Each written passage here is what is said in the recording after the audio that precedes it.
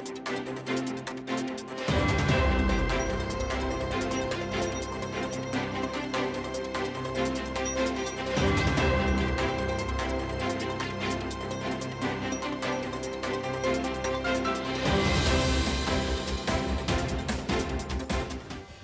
दर्शकों, मैं हर्ष कुमार न्यूज़ 28 से आपका स्वागत करता हूं।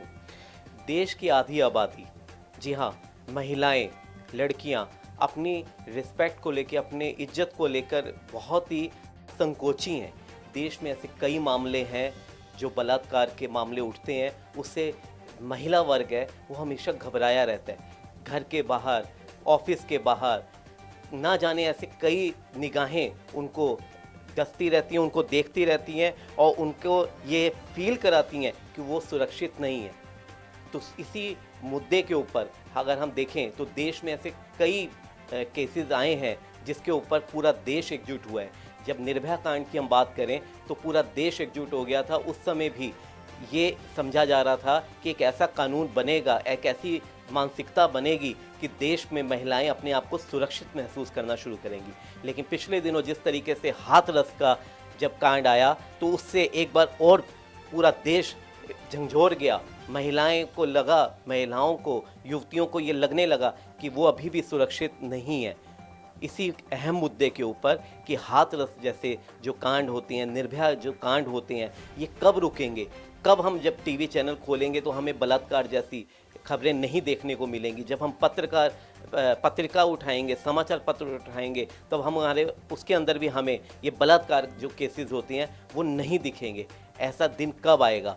हाथरस की घटना के ऊपर हम सीधे बात करते हैं दिल्ली पुलिस महासंघ के प्रेसिडेंट और दिल्ली पुलिस से रिटायर्ड एसीपी वेद भूषण जी से, और उन्हीं से जानते हैं कि हाथरस की जो घटना थी वो क्या थी। उस पर पुलिस महकमे के ऊपर भी काफ़ी चोट पहुंची, प्रशासन के ऊपर चोट पहुंची, हमारी व्यवस्था के ऊपर चोट पहुंची और पूरे मीडिया ने इसको बहुत ही अहम तरीके से दिखाया और पूरा देश एक तरीके से इस हाथरस कांड के ऊपर नजरें गड़ाए बैठा है कि इसमें क्या निकल कर सामने आएगा। हम सीधे बात करते हैं वेद भूषण जी से। नमस्कार सर, स्वागत है आपका हमारे न्यूज़ 28 चैनल पर। नमस्कार, न्यूज़ 28 के दर्शकों को मेरी तरफ से नमस्कार। देखिए, जो हाथरस कांड हुआ इसकी पूरी बैकग्राउंड यदि आप समझें, हिंदुस्तान के अंदर जो नेशनल क्राइम रिकॉर्ड ब्यूरो, जो सरकारी आंकड़ा जिसको बोलते हैं, हर घंटे में 3 रेप होते हैं। हर घंटे में 3 रेप वो हैं जो रिपोर्टेड होते हैं। अब आप अंदाज लगाइए कि कितने ऐसे केस होंगे जिनकी रिपोर्ट ही नहीं होती। दिल्ली, बॉम्बे, कलकत्ता, मद्रास मेट्रोपॉलिटन सिटीज़ को छोड़ दो, हमारी जो आत्मा गांवों के अंदर बसती है, इंटीरियर के अंदर बसती है, वहाँ कितने रेप होते होंगे आप सोच नहीं सकते। यदि मैं 3 को 30 बताऊं तब भी शायद कम पड़ेंगे, 300 बताऊं तब भी कम पड़ेंगे। ये 3 केस हर घंटे में वो है जो रिपोर्टेड होते हैं, जो सरकारी आंकड़ा कहता है। रेप क्यों होते हैं, इसके पीछे की क्या मानसिकता है, कोर्ट कचहरी, सीबीआई, पुलिस, समाज की क्या स्थिति है, उसको मैं आपको एक बहुत छोटे से एग्जाम्पल से बताता हूँ। मैं यूनाइटेड नेशंस मिशन में एक बार साइप्रस कंट्री है वहाँ पर गया था। तो वहाँ पर जब मैं पहली बार गया तो मैंने ऐसा दृश्य देखा नहीं। वहाँ जो बीचेस थे, जहाँ लाइफ स्टाइल था, इंडिया से बिल्कुल रिवर्स था।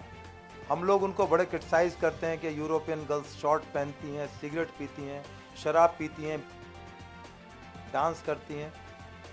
तो मैंने जब वहाँ पर रहा, वहाँ की पुलिसिंग को समझा, वहाँ अपनी ड्यूटी करी, तो पता लगा पूरे कंट्री में कोई रेप नाम की चीज़ होती नहीं है। रेप होता ही नहीं है। सालों में कभी कोई लड़की की बिना इच्छा के उसको कोई मोलेस्टेशन का कोई छेड़ दे शराब पी के तो एक अलग बात है। रेप नाम की तो वहाँ सोच भी नहीं सकता कि वहाँ रेप हो सकता है। तो ये सारा मामला कानून से जुड़ा हुआ नहीं है। जैसा अभी आपने बताया, जब निर्भया के साथ रेप हुआ तो इतना सख्त कानून लाया गया, जस्टिस वर्मा ने दिया कि लड़की को घूरना भी हिंदुस्तान में एक ऑफेंस है, लड़की के पीछे जाना भी एक ऑफेंस है, सच झूठ का फैसला तो कोर्ट में होगा।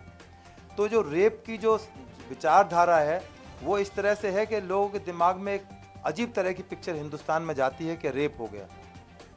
रेप की असलियत, सच्चाई को कोई नहीं जानता, ना कोशिश करता जानने की, क्योंकि हमारी जो मानसिकता है वो इस तरह से हो चुकी है कि केवल रेप का वर्ड आते ही लगता है कि सब कुछ जैसे सब अंधेरा ही अंधेरा है। ऐसा नहीं है साथियों। बहुत सारे इसके पीछे कारण होते हैं, आर्थिक कारण होते हैं, सामाजिक कारण होते हैं। इसके पीछे सामाजिक कुरीतियाँ हैं, हमारा समाज जिम्मेदार है, हम लोग जिम्मेदार हैं, मीडिया जिम्मेदार है, तमाम सिस्टम जिम्मेदार है। निर्भया केस की इन्वेस्टिगेशन पुलिस ने मात्र 18 दिन में पूरी कर ली होगी, आपको ताज्जुब होगा, केवल 18 दिन में। और उसका ट्रायल भी फास्ट ट्रैक कोर्ट के अंदर हुआ। केवल 3.5 महीने में उसको फांसी की सज़ा का कोर्ट ने आदेश कर दिया।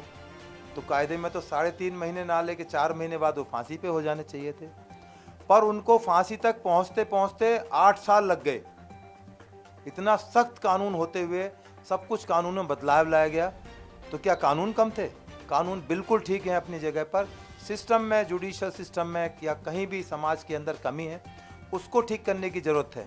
पुलिस तो बहुत सॉफ्ट टारगेट होती है, जब भी चाहो पुलिस को सस्पेंड कर दो, डिसमिस कर दो, नौकरी से अलग कर दो, उसकी वर्दी उतार दो, उसके खिलाफ धरना प्रदर्शन कर दो। पर जब इन चीज़ों के पीछे आप जाएंगे तो बहुत सारी चीज़ें निकल कर आएंगी कि समाज के अंदर ये क्यों होता है। अब ये आपने और निर्भया का भी इसलिए 8 साल में सज़ा हो पाई क्योंकि हैदराबाद में एक लड़की के रेपिस्ट को पुलिस वालों ने एनकाउंटर कर दिया। उस पर भी बड़े सवाल पैदा हुए। अरे पुलिस को क्या अधिकार था? उस गोली मार दी उसको, मतलब बिल्कुल मासूम लड़के को गोली मार दी गई। मतलब समाज कैसे भी नहीं जीने देता, इधर भी नहीं जीने देगा, उधर भी नहीं जीने देगा। विकास दुबे का एनकाउंटर हुआ एक दिन पहले उज्जैन मंदिर में वो चला गया कि पुलिस वालों की मिली भगत से हो रहा था और पुलिस चाहती थी कि वो नेताओं को बच जाएं, और जो उसको गाड़ी पलट दी गई और गोली मार दी गई तो पुलिस बड़ी गंदी है, पुलिस ने मर्डर कर दिया, इनको जेल जाना चाहिए, सुप्रीम कोर्ट तक मामला आया। तो तमाम चीज़ों को सबको सोचना चाहिए, समझना चाहिए। अब हाथरस केस पर आते हैं। हाथरस जब ये केस चल रहा था, प्रकरण पूरे जोर पर था, इसी उत्तर प्रदेश के अंदर 3 जगह पर और बच्चों के साथ रेप हुए, माइनर बच्चों के साथ हुए, बहुत छोटी बच्चों के साथ हुए, राजस्थान में हुए। परंतु कुछ कारणों की वजह से हाथरस पर फोकस कर दिया गया। इसके पीछे कई राजनीतिक कारण थे, मीडिया का कुछ इंटरेस्ट जुड़ा हुआ था, कुछ विशेष वर्ग के लोगों का इंटरेस्ट जुड़ा हुआ था। इस पर बिहार की राजनीति, महाराष्ट्र की राजनीति, पता नहीं कौन कौन सी, शिवसेना, बीजेपी, कांग्रेस, समाजवादी, मुलायम सिंह यादव, फलां यादव, उनकी पार्टी, सब उसमें कूद पड़े जैसे पता नहीं महायुद्ध हो रहा हो, उसकी असलियत को जाने बिना, उसकी असलियत को पहचाने बिना। अब जब इन्वेस्टिगेशन शुरू हुई और पता लगा कि ये मामला कुछ और है, तो अब वो लोग पीछे हट रहे हैं कि कैसे अपने शक्ल कैमरे के सामने दिखाएं कि जो बड़े ज़ोर ज़ोर से बोल रहे थे। जैसे आपने देखा होगा सुशांत राजपूत के केस में कितना हंगामा हुआ, कुछ चैनल्स में ऐसा कर दिया, हर घंटे में खुलासा हो रहा है।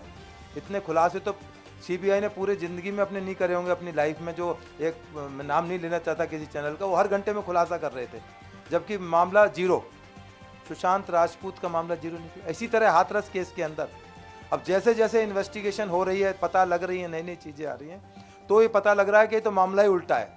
हाथरस केस में सर जिस तरीके से पुलिस ने अपनी भूमिका जो उसकी दर्शाई गई, देखी गई कि उन्होंने बहुत जल्दी बॉडी को जलाने वाला जो, हाँ, मैं उसी पर मैं आने वाला था, क्योंकि इतनी बड़ी साजिश की जा रही थी कि यदि उसकी बॉडी को ना जलाया जाता उस रात, तो हो सकता था बहुत सारी लाशें बिछती, बहुत महीनों तक डिमॉन्स्ट्रेशन फेस करने पड़ते। जैसे आपने शाहीन बाग और यमुना पार्क के दंगे देखे, उससे बड़े दंगे योजना आयोजित की गई थी, और उनकी घर वालों की सहमति के बिना, क्योंकि अब ये कोर्ट कचहरी, सुप्रीम कोर्ट, जो भी पुलिस करती है उसकी जिम्मेदारी कोर्ट में जवाबदेही होती है। यदि पुलिस वालों ने गलती किया होगा तो पुलिस वालों को कोर्ट छोड़ेगी नहीं। पुलिस वाले जेल भी गए हैं, फांसियाँ भी हुई हैं पुलिस वालों को। इसी दिल्ली शहर के अंदर पुलिस वालों को फांसी हुई है, आजीवन कारावास, आज भी जेल में पड़े हुए हैं। कनॉट प्लेस शूट आउट बड़ा मशहूर केस रहा है, उसके जो अक्यूज थे आज भी जेल में पड़े हुए हैं, एसीपी रैंक के अफसर, इंस्पेक्टर रैंक के अफसर जेल में पड़े हुए हैं। तो तमाम को धैर्य रखने की जरूरत थी। अब वो कहानी उल्टी लग रही है, उसमें पता लग रहा है वो लड़का और लड़की का कोई अफेयर था, 104 बार आपस में उनकी बातचीत हो रही है, कॉल हो रही हैं।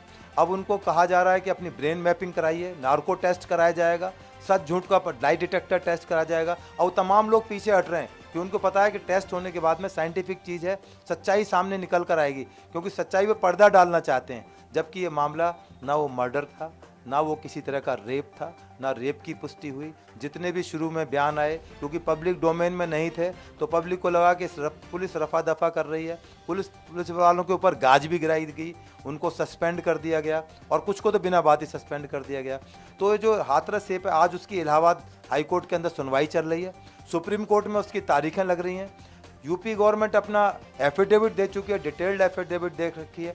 तो उन तमाम के मुंह पर अब ताला धीरे धीरे लग रहा है। जैसे सुशांत केस में सारा मामला एकदम से ठप हो गया, रिया चक्रवर्ती के बेल आते रिया चक्रवर्ती का मामला ठप हो गया। फिल्म इंडस्ट्री को तमाम को ऐसा लग रहा है फिल्म इंडस्ट्री सारी शराबी कबाबी नशे में डूबी हुई है। ऐसा नहीं है साथियों, इतने अच्छे कलाकार इस फिल्म इंडस्ट्री ने दिए हैं, इतनी खूबसूरत महिलाएं दी हैं, खूबसूरत एक्ट्रेस दी हैं, जिन्होंने बेहतरीन ऐसा काम किया है कि लोग ज़िंदगी भर उनको याद रखते हैं। उनके गाए हुए गुनगुनाते हैं, हम गाने गुनगुनाते हैं, सुबह शाम हमारे बच्चे गुनगुनाते हैं। तो तमाम पक्षों को देखने की ज़रूरत है, समझने की ज़रूरत है। मैं आपके चैनल के माध्यम से आपके दर्शकों को कहना चाहता हूं कि एकदम से किसी चीज़ पर नतीजे पर ना पहुंचें, थोड़ा पेशेंस रखें, कानून की स्थिति को समझें। हाई कोर्ट है, सुप्रीम कोर्ट है, पूरा दिमाग लड़ाते हैं, सोचते हैं, जानकारियां हासिल करते हैं, साइंटिफिक तरीके से इसका इस्तेमाल किया जाता है। अब दिल्ली के अंदर सुनंदा पुष्कर केस हुआ, उस टाइम बड़ा हंगामा मचा कि भाई फलां आदमी ने मर्डर कर दिया। वो आज तक भी 6.5 साल के बावजूद भी आज तक उसमें चार्ज भी नहीं लगा हुआ।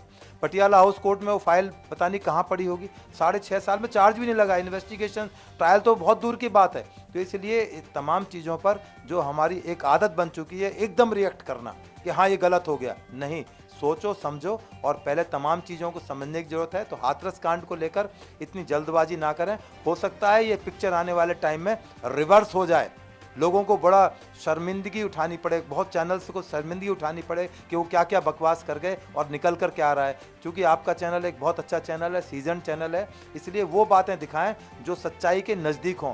झूठ फैलाना बहुत आसान है पर झूठ के पैर नहीं होते, आपने सुना होगा झूठ के पैर नहीं होते। तो इसलिए सच्चाई दिखाएंगे, लोग आपको पसंद करेंगे, लोग आपको लाइक करेंगे, आपकी बात समाज के अंदर जाएगी और एक समाज को अच्छा रूप आप दे सकेंगे।